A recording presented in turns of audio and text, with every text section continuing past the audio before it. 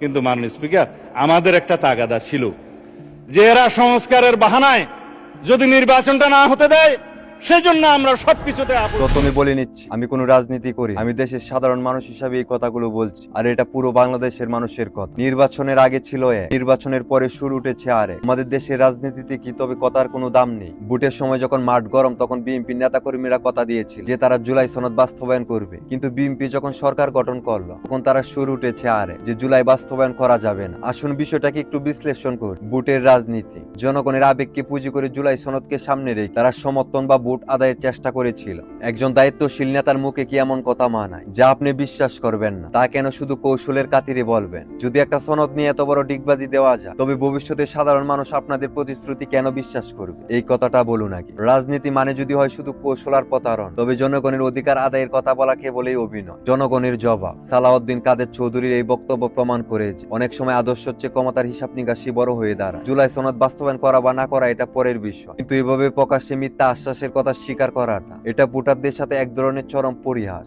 রাজনীতিতে কৌশল থাকবে, সেটাই স্বাভাবিক, কিন্তু সেই কৌশল যদি সাধারণ মানুষের সাথে হয়, তবে সেই রাজনীতির ভবিষ্যৎ অন্ধকার। কারণ বাংলাদেশের মানুষ সবকিছু মনে রাখে, তারা কখনো ভুলে যায় না। যারা আজকে জুলাই সনদের সাথে বেইমানি করেছে, তাদেরকেও বাংলাদেশের মানুষ মনে রাখবে। আর আমার এই ভিডিওটা কখনো রাজনীতির সাথে সংশ্লিষ্ট না।